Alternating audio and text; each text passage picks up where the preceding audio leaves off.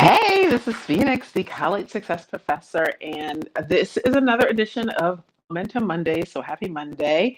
And I'm excited to go live. This topic for this week is one of my favorite topics to talk about, and it's career and college, from college to career. And the title of this week is Getting Your Child from their first year to a successful career.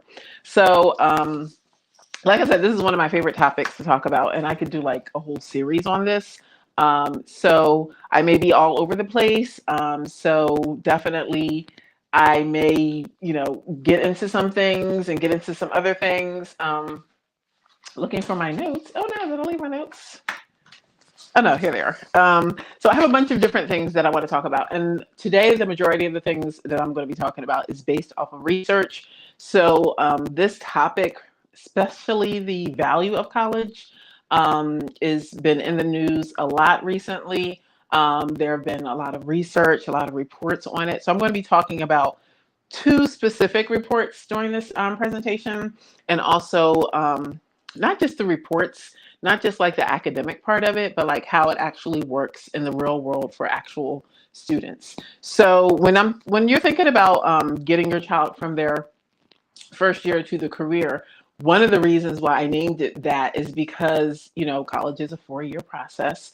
And actually, I was just listening to something on the news. It was Cedric the Entertainer, and he was talking about a scholarship that he has, and he was making a joke that he tells the students that he gives the scholarships to, that if you don't graduate from college, then you owe me my money back. And although it was a joke, like that's a real point. So getting them from their first year to their career is not necessarily like an easy or smooth process. So it is graduation season, and a lot of people are showing their college graduation, because graduation usually happens this month in May. High school graduation usually happens in June. And so it's all these pictures of people in their caps and gowns and their academic regalia. And it's a very exciting time. But it's also can be a stressful time, or a time where students are now like, okay, I've graduated with my degree.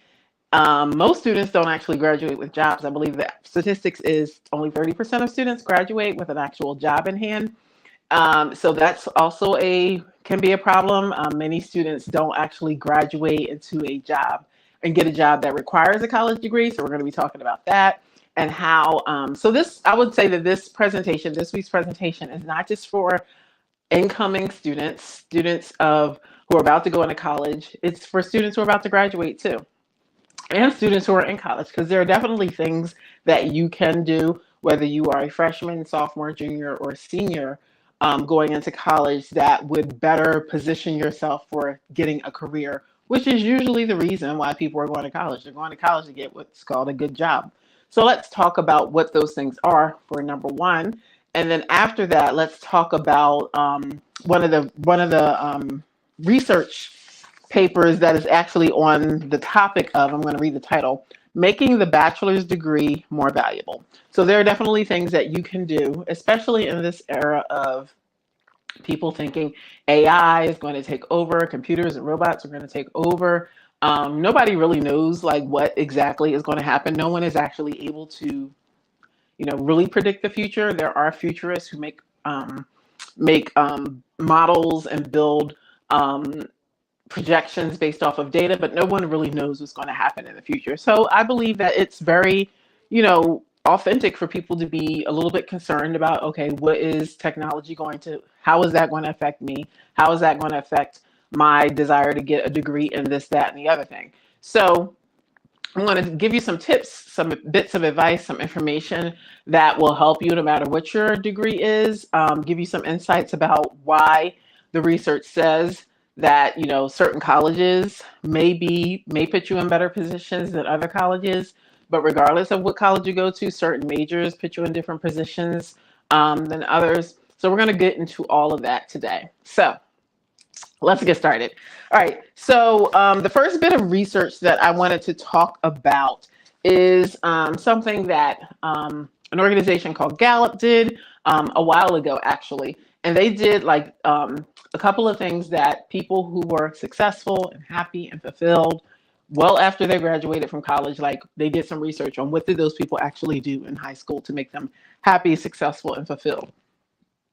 And so let me share with you what those things are. And it's basically, I broke them down into like three different things that people who are successful, happy, and fulfilled after they graduate from college do while they're in college. So, number one, they have, and this is not, most of this is common sense, but like common sense, as one of my great people that I like to listen to all the time, Brendan Bouchard, says, common sense is not always common practice.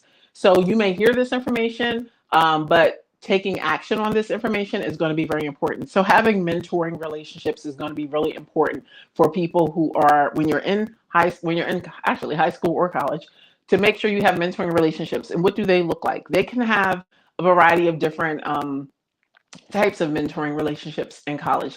These are people who can be like a cheerleader for you, someone who supports you, who supports your goals and your dreams, your ambitions, kind of leads you and directs you into great paths or great opportunities that may present themselves. You can have obviously the faculty, the teachers in your specific major or discipline can be a mentor for you. They can tell you some good paths that other students who are in your major have been successful in. They can be someone who is like a coach or a consultant. So someone who, helps you by asking you questions about, what you really want to do, ask you reflective questions. What do you want to do? Why do you want to do it? How is this going to help you to fulfill your goals and dreams? What's really important to you? How does this align with your values? All of these things helping you to do these deep reflections on what's really important.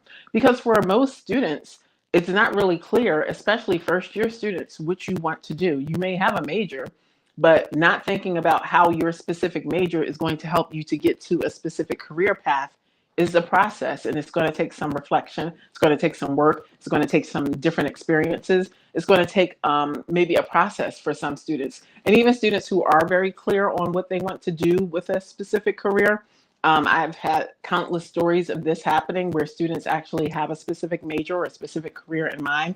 And then, junior year or even after they graduate, it kind of changes and switches. So all of that is going to be important, and having these types of mentors to actually help you to hear from maybe a role model type mentor who's actually in a position or in a job that you want to do, and learning how they got there. That could be a different type of role model. A sponsor. So sometimes alumni who went to your school can help you get your foot in the door at a specific company or organization. So there's a whole variety of different types of mentoring relationships. And it's not just one person who is your mentor in college. Peers, upperclassmen who I can even share a personal story. When I was in college, was my senior year? Yeah, it had to be my senior year. There was a program, a Fulbright program, and the person she was not even a close friend. She was, I believe, a sorority sister of one of my friends. She did a Fulbright scholarship to South Korea. And that opportunity, that relationship, that upperclassman, her doing that, um, allowed me to also make that path. Actually, I met her like it was like a period of time where the old class was leaving and the new class was coming, and we actually met in Korea. She was leaving, I was actually there. So even upperclassmen are great opportunities. Also, when you have friends, sometimes having that network, their parent could help you. Could possibly be in a career or industry that you're interested in. So having these types of mentoring, these types of relationships are going to be really important. Making sure that you're making good connections, networking, both with the alumni, both with your peers and your major, both with your peers who are your friends, letting people know what you're interested in doing, what you're interested in experiencing, and telling them about opportunities. I can give countless examples from my personal experience and also from students that I've worked with about why mentoring is so important. I've mentored numerous numbers of students at my university, outside of my university. So finding that person, your auntie on campus, your cousin on campus who can give you the hookup, let you know what's going on, letting you know where are the best places to work on campus.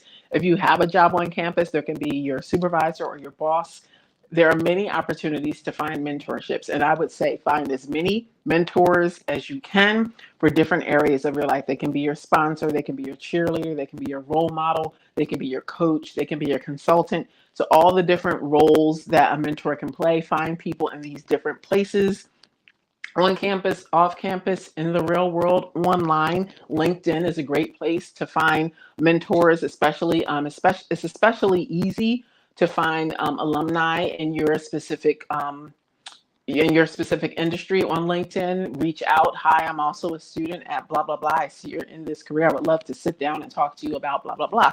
It's very great thing for you to do to help you basically get your foot in the door sometimes, to get a better understanding, to get more knowledge, more information. So that's just one, mentorships, all those things.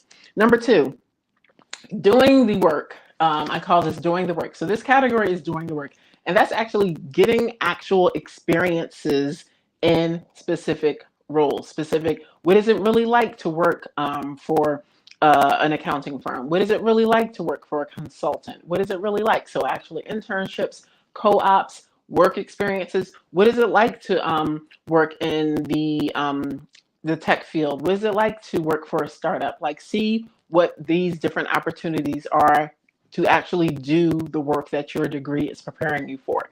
They have a bunch of different types of ways to do this. They have things called micro internships where you have a project that's based off of it could be, Fortune 500 company wants to outsource this work, and you can have a micro internship on this specific project that you did and worked on. You can have working relationships with your faculty, helping them with research, helping them um, do the research, helping them to write reports. I have a personal example of that. I had a on-campus job. It wasn't work study. Have an on-campus job. Work study opportunities could also be one. Like for the students who work in our office, which is academic support, there are front desk people. There are tutors. So people who are in education or people who want to go into the teaching profession. Those are great opportunities. But what I was going to say is that I had an opportunity to work because the school that I went to, the undergrad, had an engineering department. And actually, one of my friends recommended me to work with him. And basically, all I did was proofread their engineering. I believe it was electrical engineering. I had to proofread their research because I was an English major. So that was an opportunity for me to gain those skills, which I could later put on a resume. All of those things. What else could you do? So we talked about work study. We talked about campus jobs. Also, service learning and volunteering, and also study abroad. All these different opportunities that are available to students to actually have firsthand real world experiences doing something specific, learning while they go, things that they can put on their resume to actually do the work. Many times when you're in a college setting, there's a lot of theory that you are taught, a lot of things that are not tangible, that are not practical, that are not hands on. So it's a great opportunity for you. If you can sometimes you can have a capstone project or an independent project where you're actually applying what you are learning, or seeing how what you are actually learning in the classroom, or maybe it sometimes doesn't actually apply to the classroom, but you can actually do a project, do some volunteering, do a job, do an internship, have a co-op experience where you are actually doing real work you can put on your resume that will help you to get better understanding of what the role is actually going to be, with the role and responsibilities and the duties when you're actually in a job and doing the work that's required. So you can get that information from talking to people who are mentors, who have maybe been there or had experiences, who can show you and tell you and support you in that. You can actually have the experiences as well. So that's what I'm talking about with doing the work. And the third thing that is going to be important when you're still in school to help set you up for that successful career, successful job, successful path going forward is skill development, which is so important, especially when we're talking about technology and how that impacts the report that I'm going to go into later, hopefully. Let me look at the time. Yes, I'm good with time. So I'm going to spend the second half of this talking about that report. So when you are getting these skills that are going to be important, so there are basic skills that you'll learn in your specific degree. A student who's in the business school learns business accounting skills, management skills. There's foundational courses that you learn basic skills.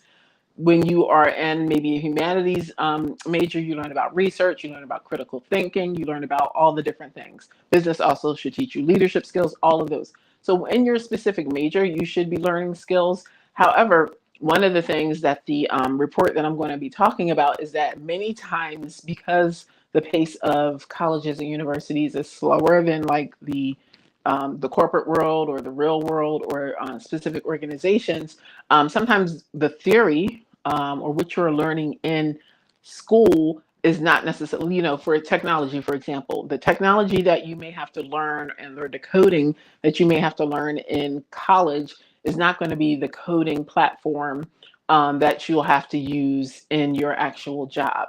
Also, sometimes, depending on your major, you may not have to learn or you may not, take a class in technology other than the basic computer science, but your job may require you to learn how to use something like Salesforce or something else, SQL or something else, some other skill. So the point with this last topic, we talked about as we talked about mentoring, we talked about doing the work, is learning the skills. So for specific industries, there are going to be skills that are going to be valuable that, if you know them, will set you apart from other candidates. And just because it's not a required part of your degree plan doesn't mean that there's not an opportunity for you to learn those skills. We are starting, for many students, the summer break period where you're not in school, you're not necessarily learning things. I always tell students that there are opportunities to learn additional skills, get some credentials, get some certifications. Google has them, LinkedIn Learning has them, Coursera has them. You can take a little course or a certification and or a test and be certified in something specific. And that could, boost you or give you a heads up on the competition. So learning those skills, knowing what those skills are that are going to be important for your specific industry, for your specific role that you want, are going to be important. So those are the three things that you can do while you're in college to help you get from your first year to the career and put you in a better position to be successful when that happens. So let me get into the reports because I was looking at it. And actually, yes, it is called. Let me read the title again. And actually, there was like a full webinar on this, but let me read the title in case you are looking for it online. I'm sure you will be able to find it online. It's called "Making the Bachelor's Degree More Valuable."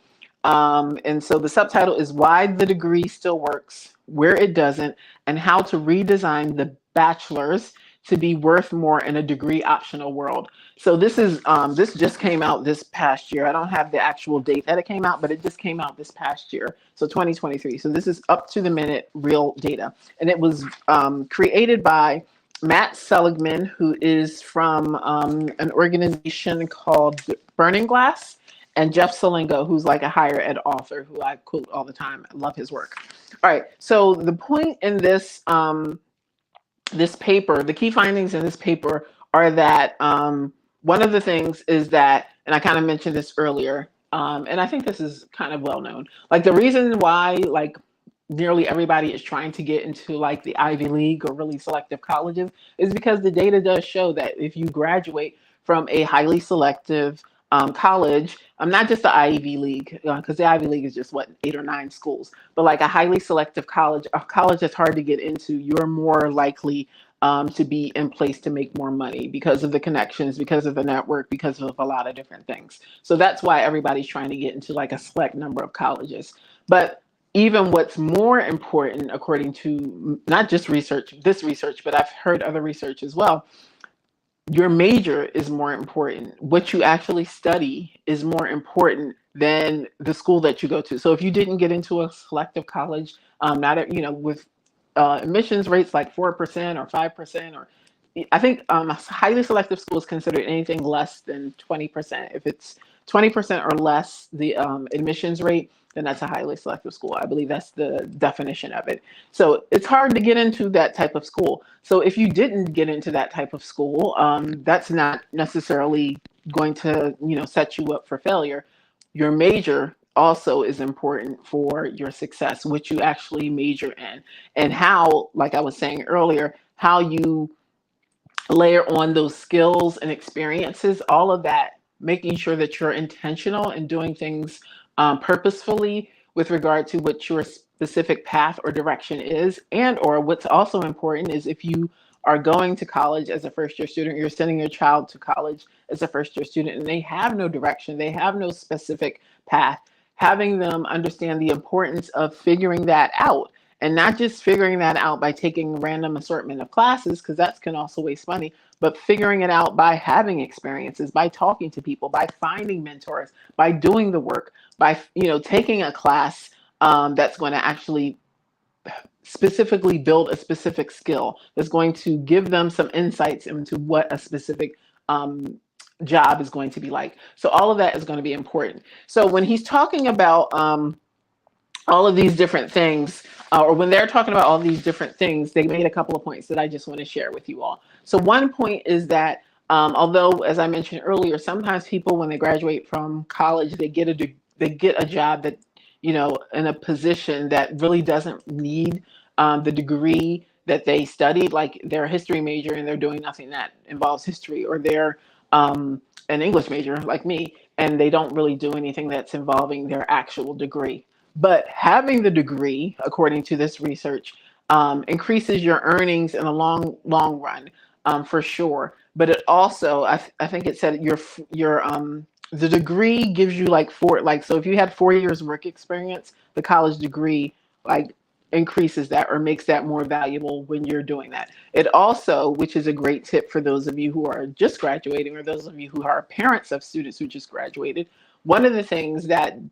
having a degree has is that it makes you more easily able to switch jobs, what they call job hopping. Now, back in my day, they said that you should not switch jobs because it showed that you were not, dependable, you weren't loyal. But what the research currently says, that students or people who actually switch jobs, and not necessarily just 5 months and you leave a job, but after 2 years, after 3 years, you leave a job, you are able to better increase your earnings. So you're likely to make more money if you don't stay in the same place for a long time. If you move and get new opportunities and more income, that'll help improve your resume, that'll give you some additional skills, and you'll make a lot more money. So that is why degrees are important.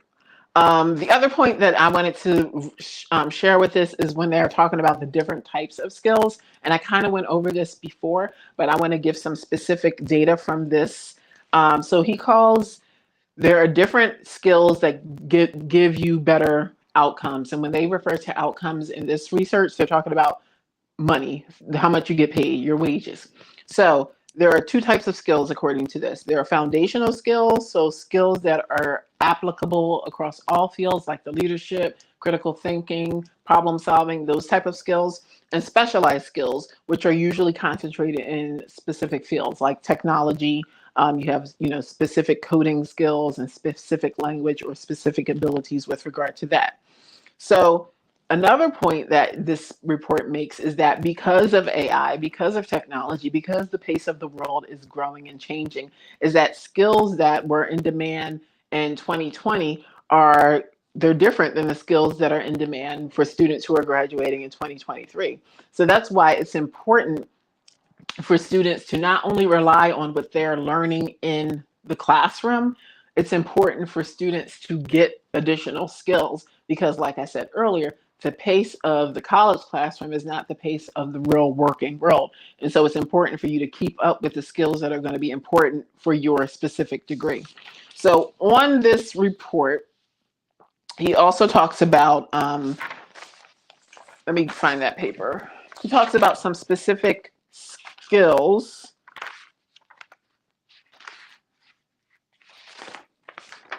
Let me see if I can find it. Oh. Well, I think I'm going to have to share it later. I thought I put it down. Oh, no, here it is. Okay. So specific foundational skills. Okay. So the most valuable foundational skills, according to this report, from 1 to 10. So skills, influencing skills. So being able to persuade, I would also, unless sales is already on here, I would also call this sales skills. So your ability to influence people's decisions, your ability to influence people and their way of thinking, that's the number one skill according to this. And according to this, it has a 22% wage premium, meaning if you are able to show that you have this skill, then you can have a 22% wage premium. Number two, Consulting is a skill. So being able to take in data, take in information, and provide reasonable advice or guidance or a strategy for what to do.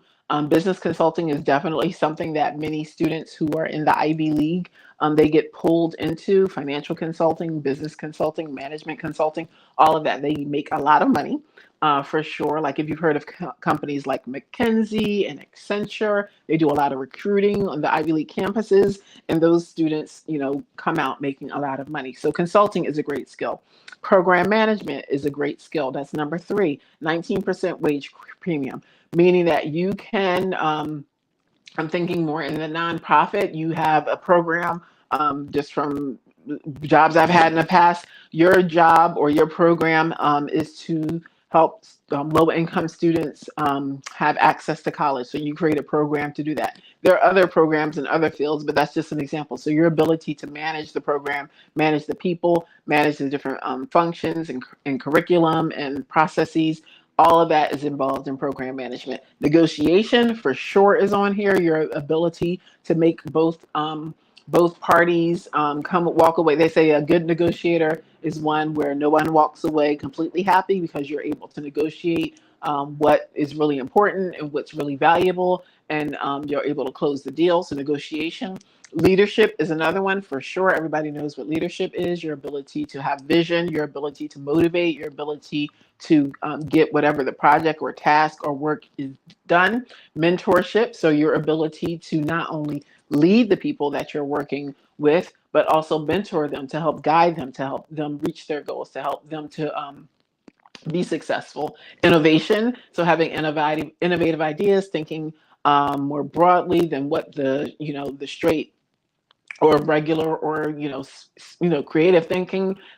Bringing technology into it if there was not technology, using artificial intelligence in a specific role, using the resources, the technology resources, um, creating more streamlined processes and things like that. That's important. Presentations, and this I think is one of the things that a lot of I think most people have stage fright, fear of public speaking, things like that. So being able to not only present, engage the audience, be able to speak effectively and clearly, deliver a message, teaching and learning, which may not be on here, but all of that is involved in presentation. So having presentation skills, learning how to create graphics and visuals that are going to be engaging and that people can learn from, all of that. So we got two more: forecasting, and that's kind of what I was talking about earlier. Having models, like data models, and projecting what's going to happen based off of this information, or if this changes, like what's going to happen. So forecasting, financial forecasting, political forecasting, there are a bunch of different disciplines and industries where all of these skills relate. And the last one for top 10 is budgeting. So your ability, in your position, in your role, you have a budget and you need to make sure that certain things get accomplished with this budget. So all of that is going to be important for you to be able to be successful, and for you to be able to have these foundational skills in order to be successful.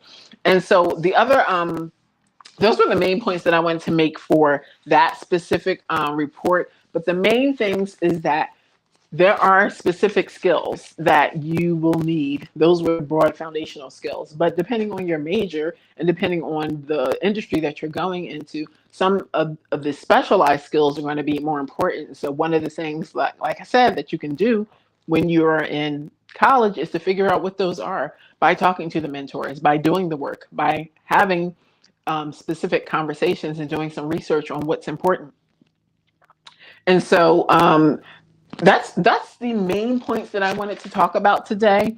Um, but what is going to be important for those of you who are going into college, your first year, is, and for parents of first year students, what you need to do or what you can do during this period of time. I know school is wrapping up. Usually school ends in June, and or graduation happens. You have your graduation celebrations, and then there's this long period of time where you're not really sure what to do. Usually your university is asking you to send in information to do certain things, but there's this period of time where there's not really clear on what to do. So in addition to whatever summer job you may have, or summer plans or summer vacations and summer celebrations, If your child is unsure about major and or conflicted, they have a bunch of different things going on about what they want to do and what they can do and what the possibilities are, use this time over the summer to do the actual research, to find mentors, to find information, to do the research. With regard to financially, what are the different possibilities for this major? What are the different careers for this major? There's a website. What can I do with this major that gives basic, a list of different possibilities or different jobs. Also knowing that, with technology and with the world evolving and changing, there are going to be careers and things that don't exist now that are going to be careers going forward. For example, one of my students, although she's not a student anymore, she'll always be a student in my heart. But she may be, yeah, she'll be watching. Hey, she graduated. So this is an example. So she came to school to be a biology teacher, high school biology teacher. She had a dual major, biology and environmental science. Realized during the course of her working as a tutor that she did not necessarily want to teach high school students. She wanted to teach college students. So that was her path going forward. She graduated in 2020. Went into a master's program, a PhD program, she had to do research, things like that. And in that process, she realized, no, I don't necessarily want to be a PhD. So now her job is something that I had never heard of before in my life. Her job, I'll tell you the title when I'm done because you don't know what that means. So her job, because of her science background, is to translate the data, and let me know if I'm wrong here, translate the data from scientific reports or scientific findings for her company into a visual format so that they can communicate, the company can communicate to lay people. Those are people who don't necessarily know a lot about science or know a lot about what their specific mission is. Her job is to take read the data, translate the data in a format that is going to be understandable, acceptable, good for people who don't necessarily know. So her title is, love it, a visual data specialist. Never heard of that job before in my life. So the point is that, you may go into school thinking that you want to do this. Your child may go into school thinking that they want to be an accountant, and then they get exposed to all these different things, all these different technologies, and the world is evolving and changing. So being open is going to be important. Having a specific idea or researching the specific ideas and possibilities is going to be important. Also, having an idea of, there's always the money factor. Like if you have specific lifestyle goals or specific numbers in your head about what you want to make, then how are you going to get the degree that you have to a specific career that makes that specific money? So all of this is not just a senior year process. And many times students wait till their senior year to go and use the resources that are on campus, like the mentors, like the career center, which is something that students should do from the beginning. You should know specifically what or if you don't know, you should be working towards knowing, taking these assessments, talking to the people, researching the different industries and fields and options. All of that is something that happens every year. So no matter what year you are, if you haven't started yet, if you have started and you graduated, these are things that you can be doing, especially for those students who have just graduated and are in the searching process of looking for a job. Do you have the skills that are in demand in your field? Do you even know what those skills are? If not, then that's what you can be doing right now, researching those skills and then taking these opportunities to learn. Because just because you are not in school, whether you graduated or you're off for the summer, doesn't mean that the learning stops. Learning always needs to happen because the world is always changing, and in-demand skills and in-demand experiences are going to continue to change. So I'm a little bit over time today. So like I said, this is one of my favorite topics, so I can talk and talk and talk about this. So next week, I think we're talking about connections and the importance of this term that is used on university campus is called belonging. And what belonging is just feeling at home, feeling like you are wanted and appreciated, and that you chose the best college, chose someplace that is important and where you feel important, where you feel like you are welcome to the community. So that is so important for the first year in particular. And many students have difficulties like making friends and feeling lonely and homesick and things like that. So we're going to talk about what parents and what you can do to help with that, making the connection to campus and making sure that your child doesn't come, call you and feel like they need to transfer because they chose the wrong thing. So that's the topic for next week. Thank you for watching this week's Momentum Mondays. I will see you next week for Momentum Mondays. Until then, if you're watching this on the replay, hit me with the replay. If you found this valuable, give me some love, share with someone who you think will find this valuable. And I will see you next week. Thank you for watching.